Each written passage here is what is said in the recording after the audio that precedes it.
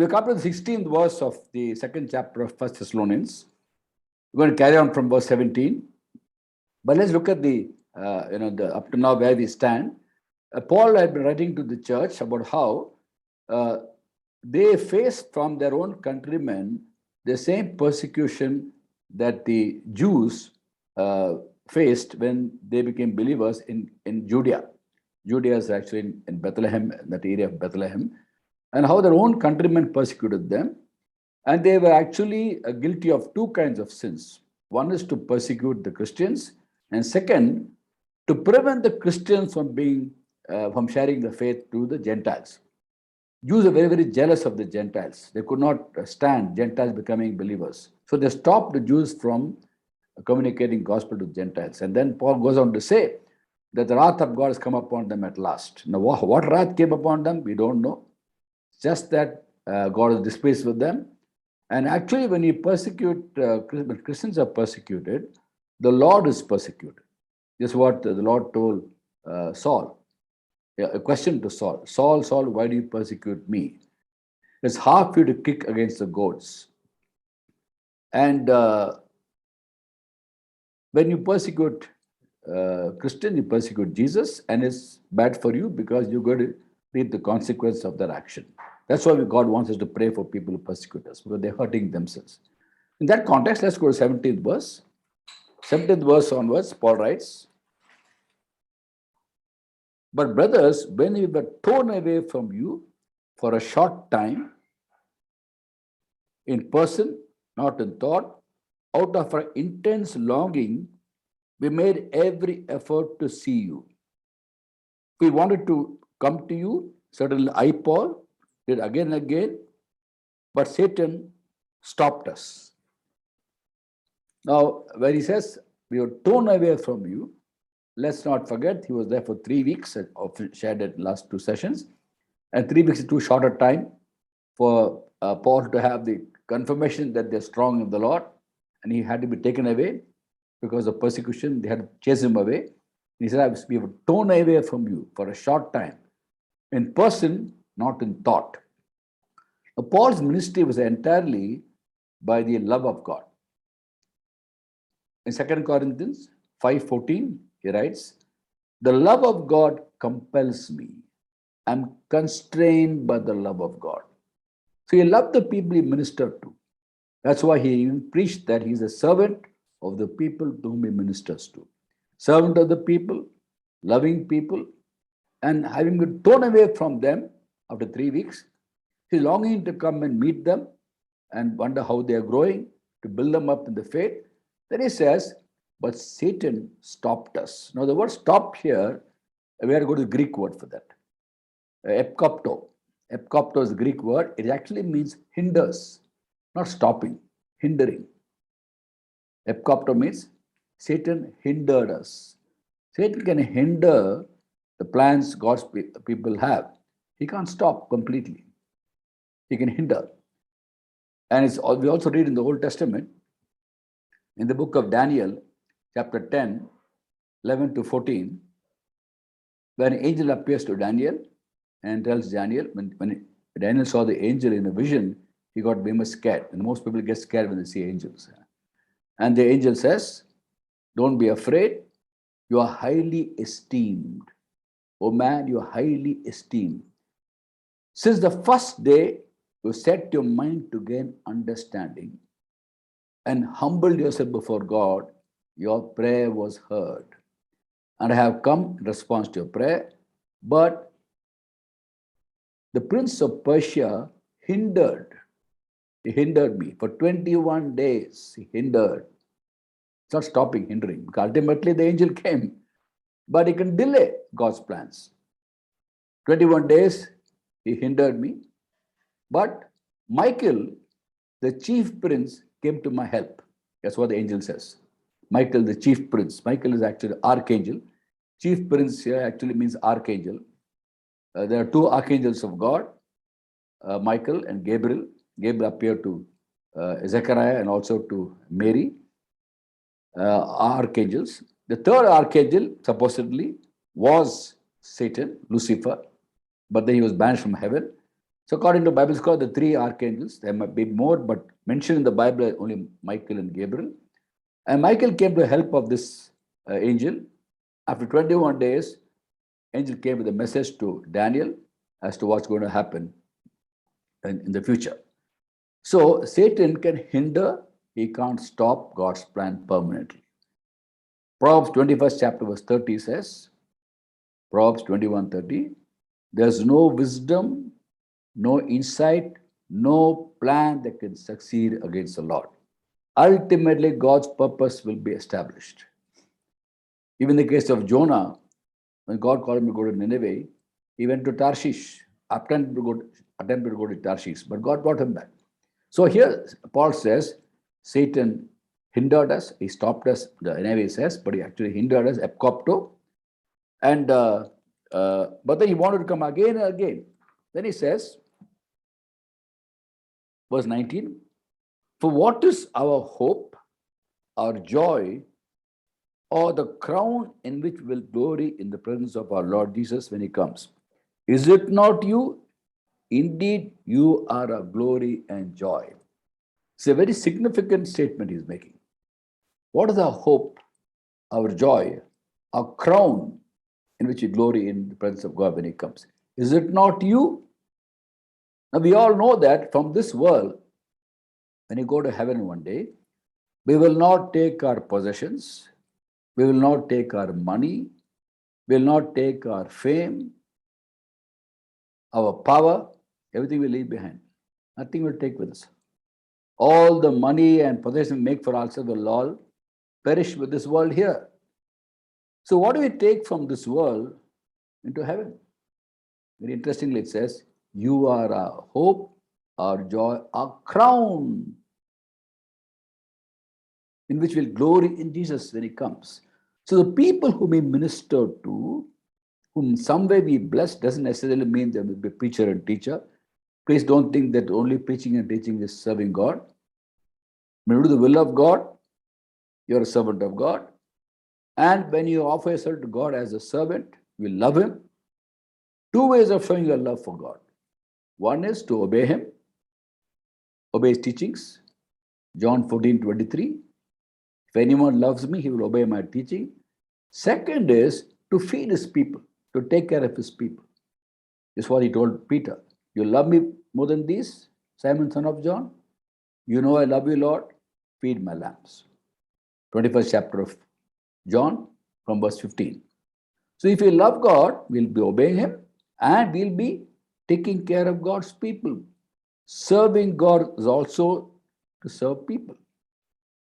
And when we serve people, all the people who are blessed and ministered through us will be our hope, our joy, our crown in heaven. So it is true that some things from this world we will take into the next world, to heaven. We will not take, God takes them. But these people will be our hope, our joy, our crown in heaven. We're rejoicing over such people. In the context of evangelism, I do believe when you share the gospel with people and they don't accept Christ in this world in front of us, we don't see them after that. Maybe a few seconds before they die, they might call upon the name of Jesus. And they might leave this world before we go there. They would have gone to heaven. And when we go there, they will be there, waiting for us. There will be a joy, a crown in heaven, in whom we will rejoice.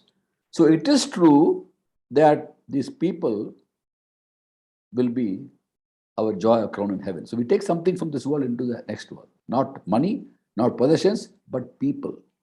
That's why it's never in vain to be a blessing to people. To the Philippians also Paul wrote. Philippians 4th chapter verse 1. Therefore, my brothers, you whom I love and long for, you whom I love and long for, to the Philippians, my joy and my crown. Again, my joy and my crown. To the Philippians. When I love people, minister to them selflessly, we'll rejoice with them in heaven when we go. So remember this. We do take something from this world to the next world, and we'll rejoice in all the people who are blessed through our ministry, That's why it's never in vain to be a blessing to people.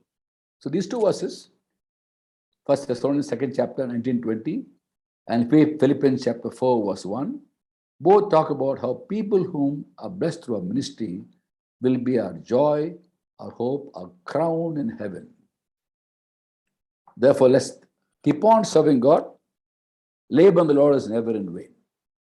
Chapter 3. So when we could not stand it no longer, we thought it best to be left by ourselves in Athens. We sent Timothy, who is our brother and God's fellow worker in spreading the gospel of Christ, to strengthen you and encourage you in your faith so that no one will be unsettled by these trials. Now, when he tried to go to Thessalonica from Athens, by the way, let me explain to you the chronology of events. Later on, you can read 17th chapter of Acts and 18th chapter of Acts, both the chapters, please read. You see events taking place. He was first in Thessalonica for 3 weeks, then chased away to Berea. In Berea, he was ministering. People were very examining scriptures, daily they examine the scriptures, receive word of God with great eagerness, and examine scriptures, see if Paul is saying it's true or not.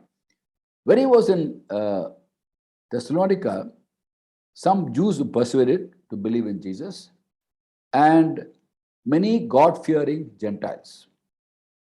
Acts 17 chapter, verse 4 says, many Jews persuaded to believe Jesus is the Christ, and a lot of God-fearing Gentiles. In Berea, what happened? 17 chapter, verse 12. Many Jews accept the Lord, not a few prominent Greek women and some men. Many Jews. In Thessalonica, few Jews, but a lot of God-fearing Gentiles. In Berea, many Jews and not a few prominent Greek women and men. Then what happened? From Thessalonica, the Jews sent people to Berea to persecute Paul even in Berea. And Paul had to go again running away in the will of God. But then Silas and Timothy stayed back in Berea. They sent Paul to Athens. He told you, wait in Athens. And once Silas and Timothy finish their work, they will join you. So Paul goes to Athens and is just hanging around in Athens, walking around. And then so happened he saw the city full of idols. They began to share the gospel. So he can't keep quiet because he has to share the gospel. He's a debtor to everybody. So he had to share the gospel, and great things happen in Athens also. He was basically waiting for Silas and Timothy to join him. How long he lived in Athens, nobody knows. It doesn't say how long he was in Athens. From Athens, he went to Corinth. In Corinth, he was there for 18 months, 1.5 years. And from Corinth, he wrote this letter to the Thessalonians. AD 50, the church was founded in Thessalonica. AD 51, but 1 year later, he wrote the letter to the Thessalonians. And here's recounting how when he was in Athens, he wanted to go back to Thessalonica to see how they're getting along, Thessalonians. But Satan hindered him. Then he said, okay, doesn't matter. I'll stay here in Athens. Now, I was always wondering, I used to wonder before, even now, I found the answer actually now, I believe. Why did God allow Satan to hinder the Apostle Paul from going back? I believe God wanted even Paul to understand that their faith is from God. That doesn't need Paul to go and again minister to them and build them up. God can himself build them up. Because Hebrews 12:2 says, Jesus is the author and finisher of our faith. Author of our faith, finisher of our faith. Paul wanted to go back to Thessalonica to build them up in the faith. Very noble motivation, very noble idea. In spite of persecution, he wanted to go back. But then he was hindered. God allowed Satan to hinder Paul's going back. They reconciled. Okay, we stay in Athens, no point going back. And after going to Corinth also, he was concerned about this church. Went to Berea, went to Athens, went to Corinth. They sent Timothy to find out, to encourage these people. And later on, we'll see, third chapter, Timothy came back with the good news that the students, their faith is very, very strong. They are strong in faith. And Paul was so encouraged to know that they are very, very strong in faith. That's the secret of this church. Very unique church. In 3 weeks of ministry, rather 3 Sabbath days or 2 weeks of ministry, they receive the word of God with great eagerness. They believe this is God's word, not Paul's word. Went deep into the hearts. They're able to face persecution. In spite of difficulties, they stood strong in the Lord. I think it's a lesson also for Paul to understand that he may be an instrument of God. Ultimately, the source of our faith is the Lord Jesus. Very comforting thought for you and me also. See how blessed we are. We're a pampered people. All this written down for us for eternity. And we can just read it and get encouraged. We don't have to worry about our faith going away because He's the author and perfecter of faith. Tomorrow persecution comes to us. By the grace of God, we're able to stand because God is able to make us stand. 2 Timothy 2:13. Even though we are faithless, He remains faithful, for He cannot disown Himself. He is faithful. And Paul had to understand that. We'll see later on how it was again reinforced to Paul that God is the source of all that we have. When Paul went to Corinth, the church was formed through Paul. Later on, after Paul went away, Apollos went there. And Paul understood that it's not Paul, it's not Apollos, it's God. In 1 Corinthians 3:6, he writes to the Corinthian church, I planted the seed, Apollos watered it, but God gave the growth. Neither he who plants anything, nor he who waters, only God who gives growth. There's something he had to understand. And he understood that later on. Now he was still concerned, being human. He loved them. So when you love people, you're concerned about them. Sometimes that's why mothers are so concerned about the children, anxious about, unnecessarily anxious. Because they love them so much. All parents love, everybody for that matter, especially parents love their children so much, and they're concerned about their children out of love. We go beyond faith sometimes. By faith, we should be trusting in God. Even Paul, he was not a married person. His ministry was to people. He loved them. That's why he ministered to them. He's so concerned. And when he could not go back to Athens, to Thessalonica, he reconciled. Okay, let's stay in Athens, doesn't matter. I can't go back. Let's go on. Lesson for all of us, actually. Okay, I'm reading from verse 3 of 3rd chapter. So that no one be enslaved by these trials, you know quite well that we were destined for them. In fact, when we were with you, we kept telling you we will be persecuted. And it turned out that way, as you well know. For this reason, when I could stand it no longer, I sent to find out about your faith. I was afraid that in some way the tempter might have tempted you, and efforts might have been useless. Here, the humanity of Paul comes out. Of course, he was definitely human, not divine. But then, the human nature of Paul, he was concerned. He was afraid. Will they be strong? Will the tempter tempt them? Will they lose their faith? All the concerns he had. And he had told them already. He had told them, you will be persecuted. It's for us, a calling is sometimes to be face difficulties. Not sometimes, always face difficulties when you obey God. If you look at Philippians 1:29, we read, Philippians 1:29, it's been granted to you not only to believe upon him, also to suffer for him. It's a calling, our destiny. We're destined for it. Not only to believe upon him, also to suffer for him. 2 Timothy 3:12. If anyone chooses to live a godly life in Christ Jesus, he'll be persecuted. Romans 8:17-18. If you are children, then you are heirs of God and co-heirs with Christ. If indeed we share in his suffering, in order that we share in his glory. So Paul had told these people, you'll be persecuted. We warned you, we told you, we persecuted, prepared them for it. He is also persecuted. He went away. But being a man who loved them out of concern, he's wondering, would they last? Will the faith last? Will the tempter succeed in tempting them? The same Paul who wrote to Corinthians in 1 Corinthians 10:13, God is faithful. He will not allow you to be tempted more than you can bear. With every temptation, there is a way out, you can stand up under it. Same man wrote that letter to Corinthians, God is faithful. Every temptation you face, test you face, you'll be able to stand it by the strength of God. But look here what he's saying. That's the humanity coming out of it. As a normal man like any one of us, but extraordinary servant of God. But he had his own concerns. And here he writes, for this reason, when he could stand it no longer, he was so concerned, he could not stand it anymore. I want to find out, how are they doing? Will they be okay? I sent to find out about your faith. I was afraid that in some way the tempter might have tempted you and the efforts might have been useless. What a thing to say.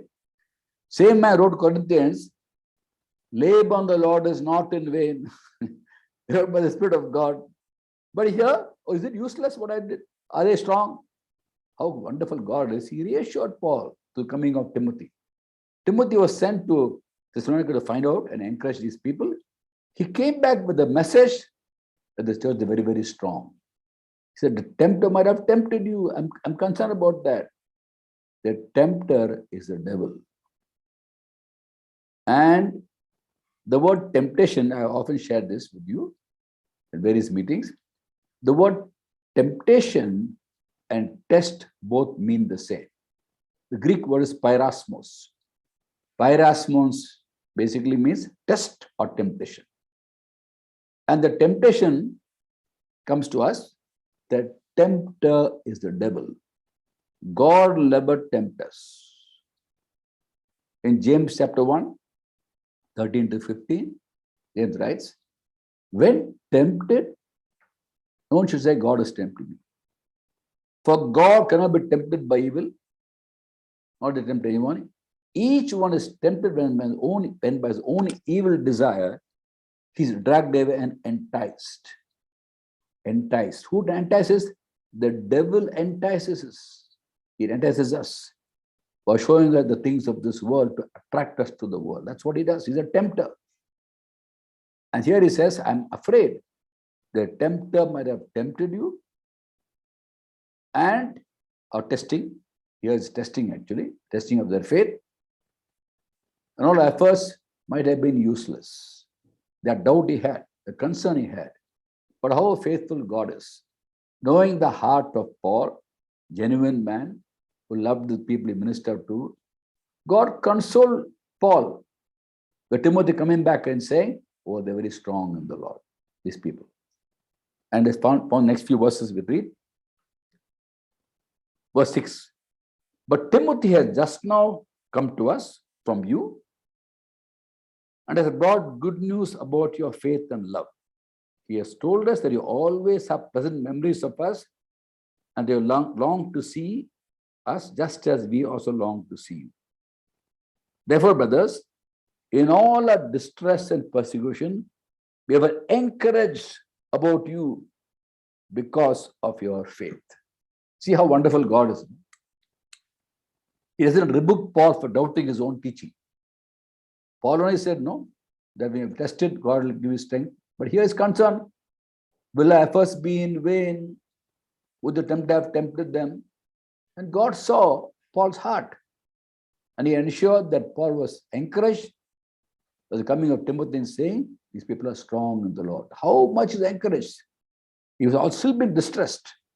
The distress is, he said, I was so encouraged by coming of Timothy, who said, you stand firm in the Lord. Lesson for Paul, lesson for us also. When we minister and things don't happen as we think they're going to happen, and you're concerned about people's faith, then God teaches that he's the author and perfecter of our faith. Sometimes when I do public meetings, many sincere Christians come and question me. Whether given an altar call, people accept Christ. How do you know their faith is strong? How do you know they really believe in Christ or not? I say, I don't know. I share the gospel, big meeting, and I believe God is touching them. That's all. What about follow-up? Paul wanted to follow up. And God wanted Paul to understand he's the author of the faith. And God allows Satan to hinder Paul from going there, for him to understand that faith is my faith. I give them faith. So sometimes he is sowing, sometimes watering, sometimes reaping. So God is again so wonderful. No? When people question me like this, you altar call, you go away. What about follow-up? How do you know they're growing in the Lord? What is the follow away? I give amazing testimonies of people whom I meet 4 or 5 years later, young men who some meeting they accepted Christ. Then I find out that in Bible college, from different faith, they come for the meeting. I don't only see them after the meeting.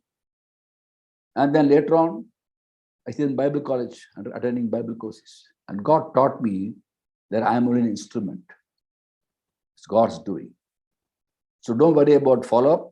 If you can follow up with people and build them up, praise God for that. Sometimes we are sowing, sometimes watering, sometimes reaping. But always the growth comes from God.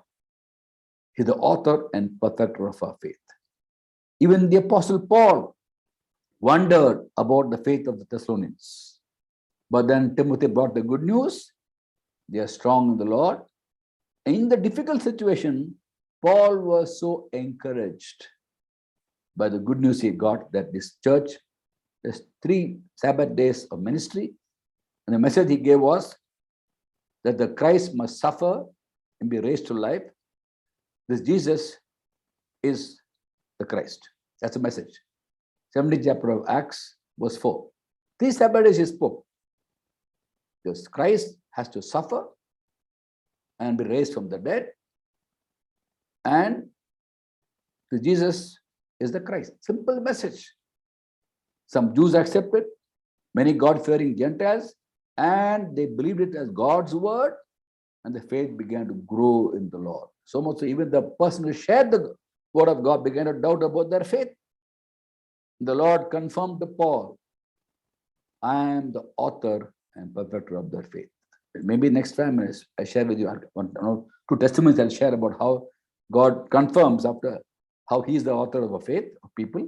So don't worry about following up with everybody. Some people you can follow up. Some people you can be in touch and encourage them. Others you don't see them after that.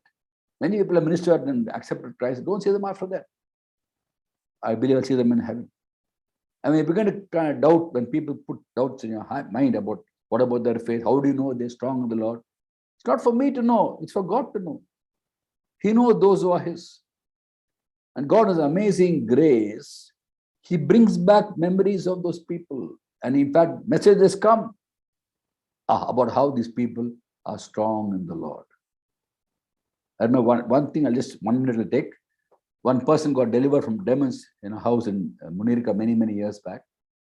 He's from a different faith. He was brought to the meeting by somebody. And the night the demons went away. He accepted Jesus and he went away. I didn't see him after that. Later on, I come to know many years later, he is today a pastor in Northeast India. Pastor. He's from Bihar, actually. And he was delivered of demons, became a believer. He was a student in IIT Delhi, very much looked down upon by the colleagues because of his Dalit background. And then he was possessed by spirits. They were delivered. He went away. Then I didn't see him after that. His friend told me that now he's a pastor. Praise God. He's the author of our faith, Lord Jesus Christ. So don't worry about follow-up and don't worry about building up people consciously. Without you don't build, somebody else will build them. God will somebody else to build them. And therefore, thank God that for our faith and others' faith, Jesus is the author and perfecter of faith. May God bless us. And I'll carry on next on today's Monday, Wednesday. I'll share maybe one testimony to reinforce this point about how God only draws people to him and builds up people also. God bless you all.